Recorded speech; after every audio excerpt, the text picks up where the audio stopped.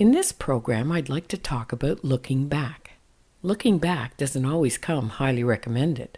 I think that's because we are told to live more in the moment, especially if looking back brings on any kind of pain or trauma. I am not talking about an unhealthy focus of dwelling on the past. Some circumstances just can't be changed. I'm talking more about reflecting on past events, like parenting, for instance. On reflecting the way my husband and I were parented, we decided it was not the way we wanted to parent our children. And we didn't. Were we perfect? Certainly not. However, having said that, we did weed out several negative behaviors that we saw growing up. We also decided that divorce was not going to be a part of our vocabulary. I believe that that was one of the positive things that we learned from our parents and decided to implement it into our own lives. Our parents learned how to agree to disagree and stayed married. I once heard it said that we cannot become what we need to be by remaining what we are. In my adult life, I don't attribute any of my accomplishments to my deceased parents. And by the same token, I don't blame them or their past behaviors for my failures. I wasted a lot of time in my younger years looking to feel special. I never felt wanted.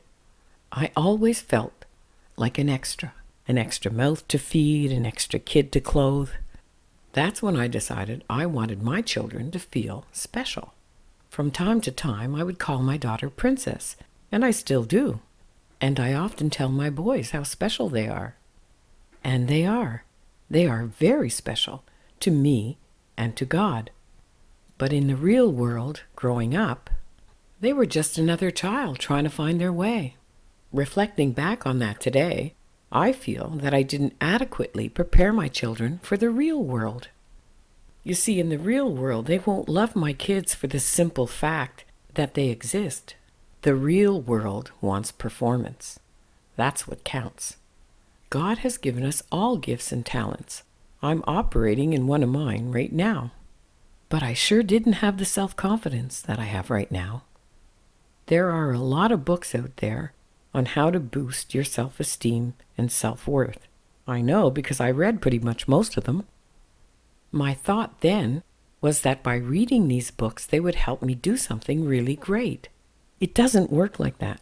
I needed to invest in my own character, to be true to myself and to others. That's what makes the difference in the world. A person needs to explore and discover their own gifts and talents. And once you have decided what talents and interests you want to engage in, then begin to develop them with one of the most important components you'll ever have: time.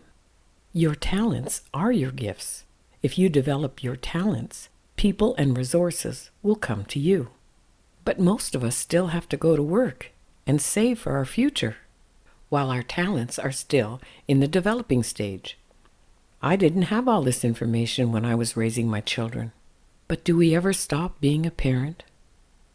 You know you've been a good parent when your kids grow up and leave you in order to lead healthy, happy lives of their own.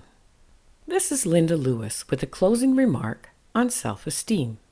I once heard it said that high self-esteem is not the key to doing great things. It's the other way around. Doing great things is the key to high self-esteem.